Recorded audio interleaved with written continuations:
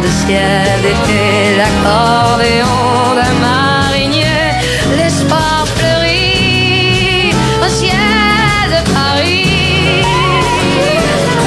El cielo de París está oscurecido por una ola de protestas que deben ser analizadas en contexto, y lo que más nos interesa es saber si es la misma matriz la que se está extendiendo a todo el mundo, la de la desigualdad profunda. Para analizar esta situación vamos a hablar con un cordobés residente en Francia, en París, en los últimos años, y que por estos días está en Córdoba capital, pero que nos ha ayudado en otras oportunidades a entender los fenómenos sociales que están sucediendo en Europa en general y en particular en Francia. Guillermo Mancuso, a quien saludamos. Buenos días, Guillermo Jeremías de este lado, ¿cómo va? Guillermo, gracias por... ¿Cómo le va, Jeremías? ¿Cómo anda usted? ¿Bien? Jeremías. ¿Qué cuenta? ¿Todo en orden? Sí, todo bien. Bueno, está más tranquila Córdoba hoy que París, ¿verdad? Sí, claro, el problema, o sea, digamos, yo explico, digamos, el COVID viene de largo, ¿no es cierto? Donde la crisis económica que se vive hoy día es un plus, ¿no es cierto? Digamos, todos los barrios periféricos, digamos, de las grandes ciudades de París, están pobladas de gente venida de la inmigración de los años 70. Y no es un problema de dinero, porque se ha invertido en construcción de edificios, se ha invertido en determinados planes en la época anteriores, polideportivos, centros de recreación. El problema es una exclusión racial y social, ¿no es cierto? Donde la mayoría de esas poblaciones viene del sector inmigrante. Es el problema principal. Un ejemplo claro, un joven que quiere ir a trabajar a una ciudad tiene que salir una hora antes, porque sabe que va a ser controlado. O sea, hay un delito de deportación de cara, deportación de una tipología, ¿no es cierto? Todos esos sectores están totalmente excluidos de la sociedad. ¿Por qué? Porque Francia ha tenido desde siempre una política colonial y se dirige hacia esos sectores de una manera totalmente exclusiva. Digamos, no hay una política de integración. El inmigrante que se llama, por ejemplo, Mohamed, y aunque tenga 5 o 6 títulos, le va a ser mucho más difícil a uno que se llama Alam. Digamos, esa sola pequeña diferencia hace que el recorrido que va a tomar ese Mohamed para conseguir un trabajo va a ser mucho más complicado, lleno de obstáculos, etcétera, etcétera. O sea, el problema principal, digamos, es la exclusión social y racial. Y eso es determinante. El segundo problema, que es con respecto a la policía, desde el año 17, desde el año 17, vamos a decir así, la ley del año 17, antes que subiera Macron, digamos, estaba el presidente Holanda. Como consecuencia de los atentados, de los años 15, digamos, la policía está autorizada a reaccionar de una cierta manera. Digamos, está permitido determinado tipo de cosas que anteriormente no estaban permitidos. Por eso, la policía francesa en los últimos 10 años, ¿no es cierto?, por distintas circunstancias ha asesinado, ¿no es cierto?, más o menos unas 15 personas en circunstancias muy parecidas a las del caso de Nael. Si hacemos una comparación entre la policía de Francia y la policía de Alemania, en el mismo periodo Alemania, digamos, ha tenido solamente un hecho de violencia policial hacia una persona. O sea que hay unas diferencias muy grandes entre dos países, digamos, de Europa Central. Eso por un lado. Por otro lado, y ahí vamos a lo que es la situación económica, digamos, el gobierno sale a defender a la policía diciendo que digamos, el principal culpable son los padres, son las madres que no se ocupan de sus hijos. Según una estadística, hoy día la gente que ha salido a la calle a protestar, digamos, no superan los 18 años, en su gran mayoría. Y esa policía, digamos, el gobierno defiende esa policía dura, represiva, etcétera, etcétera, porque toda política liberal debe tener una policía de ese tipo, si no, no puede llegarse a cabo, digamos, una política de ese tipo liberal. Por otro lado, últimamente ha habido movilizaciones contra la reforma de la jubilación. En los años 18, 19, antes de la pandemia, estaban las movilizaciones de los sectores medios de la sociedad francesa que se embanderaban en lo que se llama los chalecos amarillos. Bueno, el riesgo para el gobierno, que esos dos tipos de protestas, una del empobrecimiento de los sectores medios y el problema de la exclusión racial y social de los sectores venidos de la inmigración, digamos, se junten. Cosa que sería, yo no creo que así ocurra, pero digamos, es una cosa que el gobierno tiene miedo que eso ocurra. Por eso tiene un discurso justificando la violencia. En el día de ayer ha habido menos movimientos en los sectores populares. Sí, Guillermo, quiero hacerle dos preguntas. ¿Me escucha, Guillermo? ¿Guillermo? Sí. No, dos preguntas. ¿Usted desde cuándo hace que vive en París? ¿Cuándo emigró a...? No, yo viví en París, viví 38 años. 38 años. ¿Ahora ya regresó a la Argentina definitivamente o ahí viene? Sí, no, estoy en Argentina, pero voy y vengo. Bien, bueno, le quiero preguntar respecto de si hay un hilo conductor entre lo que usted comentaba, las movilizaciones de los chalecos amarillos, la bronca por la reforma previsional y estas manifestaciones surgidas tras la muerte de Nael, el asesinato de Nael, el jovencito que fue ultimado por la policía, que pareció ser el detonante de una bronca mayor, porque se extendió a toda Francia. O sea, son broncas diferentes, son broncas diferentes. Lo que pretende el gobierno es que esas broncas no se unifiquen. ¿De acuerdo? Sí. Digamos, el detonante principal de la bronca hoy día, en estos momentos, es la exclusión racial y social de una gran parte de la población que viene de la inmigración. Eso hay que distinguirlo muy bien, políticamente. ¿Y usted cree que...? Por eso, por ejemplo... Perdón, Guillermo. ¿Y usted cree que eso está alimentado por la manera que gobiernan los últimos presidentes franceses? No, está alimentado desde hace 40 años. Ajá. Digamos, está alimentado desde hace 40 años, no es una cosa nueva. Digamos, lo que pasa es que se ha ido profundizando cada vez más. Por eso vi el ejemplo de un chico que tiene que salir una hora antes porque sabe que va a ser controlado en el trayecto al trabajo o al trayecto a otra ciudad. ¿Me entiende?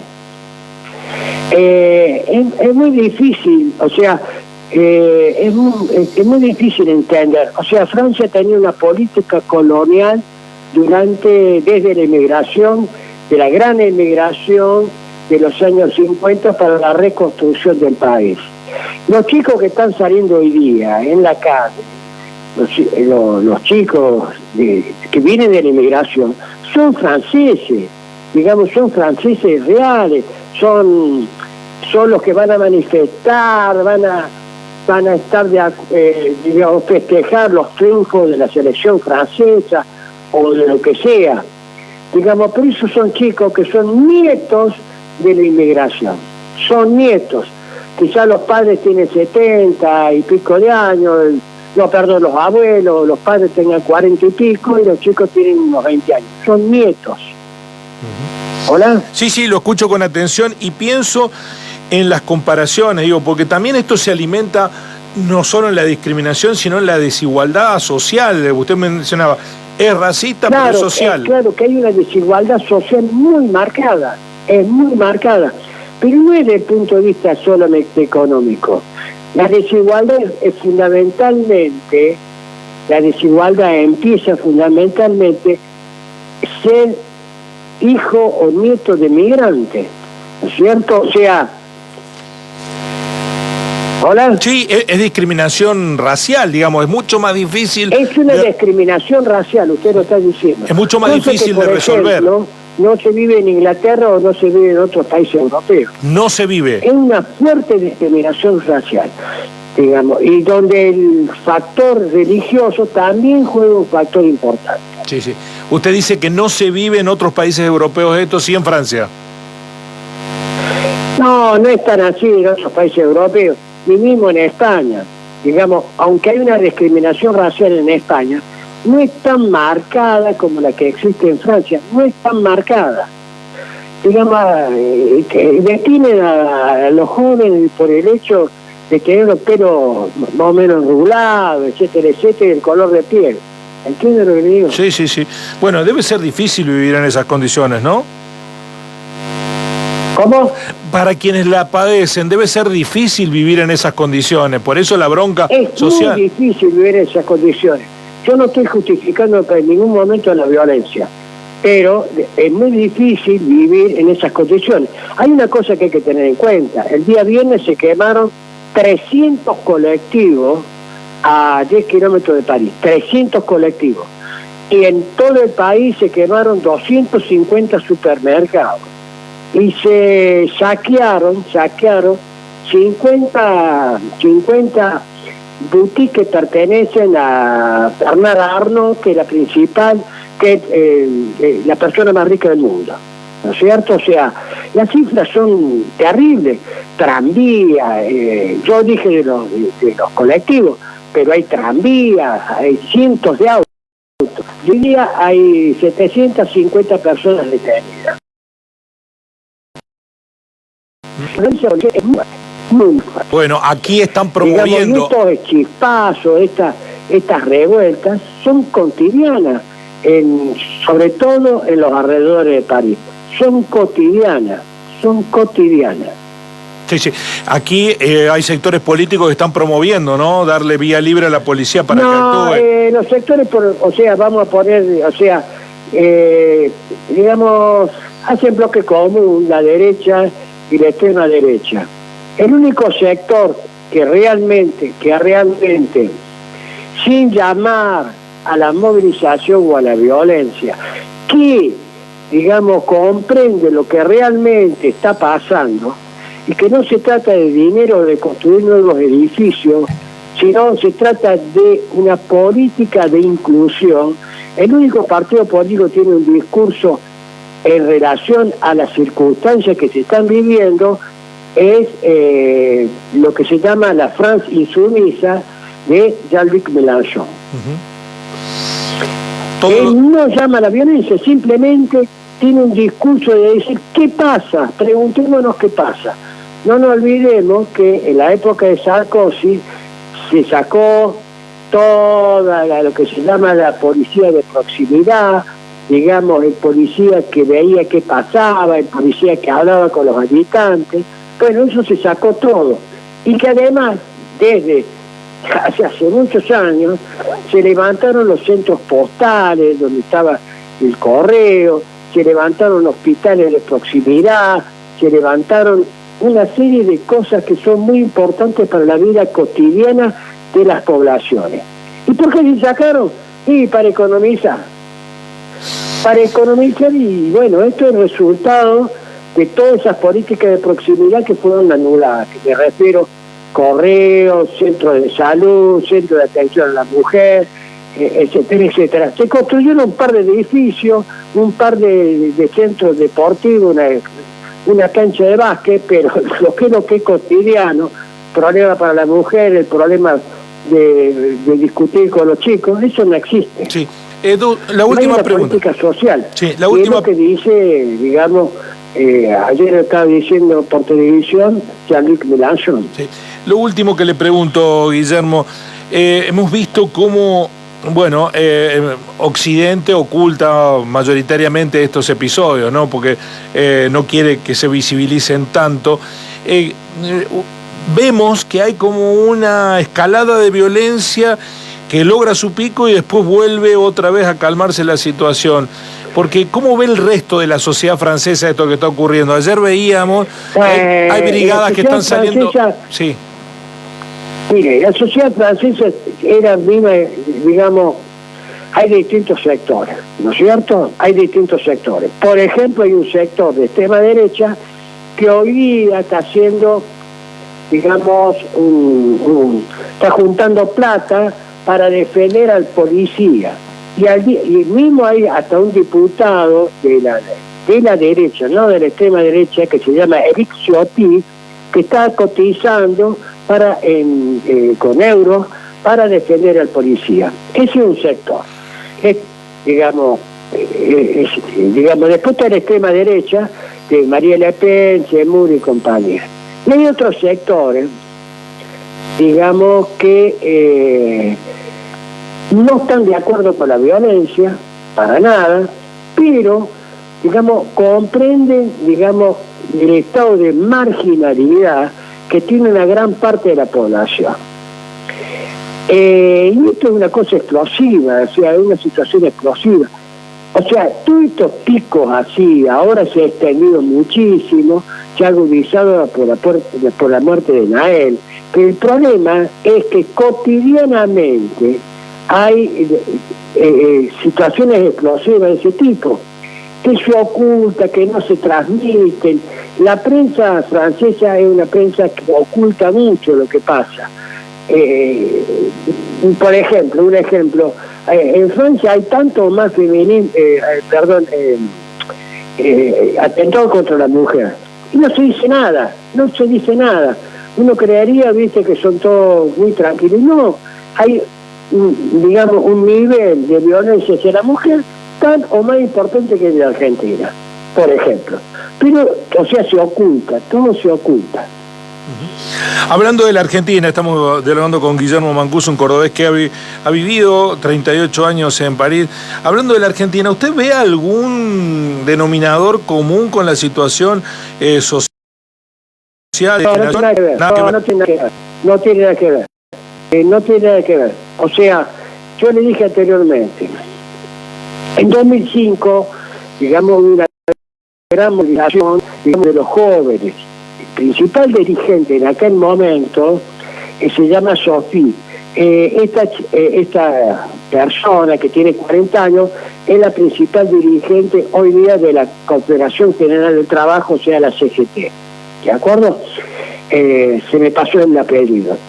Que la he visto, viste, personalmente. Se podría asimilar con respecto a la Argentina lo que pasó, digamos, con las movilizaciones por el problema de la jubilación, cosa que no está planteado hoy día, pero estuvo planteado oportunamente contra la reforma previsional. Sí. Se puede asimilar. Pero lo que está pasando en Francia es otro condimento totalmente diferente. Pero es que eso hay que entenderlo. Lo que pasó con los chalecos amarillos se puede asimilar también, pero es una revuelta de la clase media que se siente progresiva por la política neoliberal, sí. Guillermo, como siempre, escucharlo es ponernos en lugar de la situación para comprender la gravedad del problema y no dejarnos sesgar por las interpretaciones. Así que lo valoro mucho.